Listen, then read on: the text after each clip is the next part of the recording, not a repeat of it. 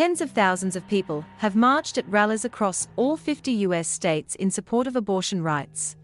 They have been galvanized in opposition to a new Texas law that severely limits access to abortions in the state. Pro-choice supporters across the country fear that constitutional rights may be rolled back. In the coming months, the Supreme Court is set to hear a case that could overturn Roe v. Wade, the 1973 decision that legalized abortion nationwide. In Washington, D.C., demonstrators marched to the Supreme Court building, holding signs such as "Make Abortion Legal." The start of the rally was disrupted by some 24 counter-demonstrators. "The blood of innocent babies is on your hands," shouted one man, but he was drowned out by the singing and clapping of the crowd. The Washington Post newspaper reported. One woman who attended a march said she was there to support a woman's right to choose.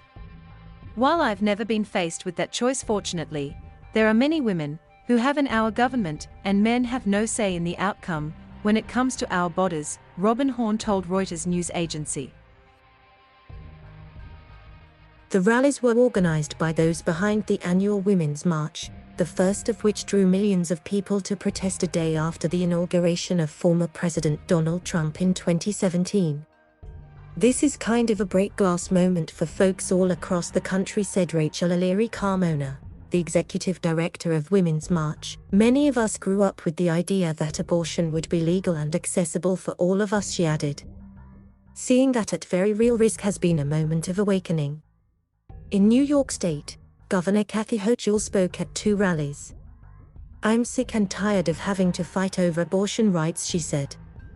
"It's settled law in the nation and you are not taking that right away from us, not now, not ever." Another of the rallies was in Austin, Texas, where the state's legislature on the 1st of September enacted a law banning terminations after the detection of what anti-abortion campaigners call a fetal heartbeat, a point when many women do not know they are pregnant. The so-called Heartbeat Act also gives any individual the right to sue doctors who perform an abortion past the 6-week point. Supporters say its aim is to protect the unborn. Politicians in several other Republican-dominated states are considering similar restrictions. Rights groups asked the Supreme Court to block the Texas law, but the justices ruled 5-4 against granting this. On the 1st of December, the court is set to hear a challenge to Mississippi's 15-week ban on abortion. The verdict could upend the court's 1973 landmark Roe v. Wade ruling, which protects a woman's right to an abortion until viability, the point at which a fetus is able to live outside the womb. Generally at the start of the 3rd trimester, 28 weeks into a pregnancy.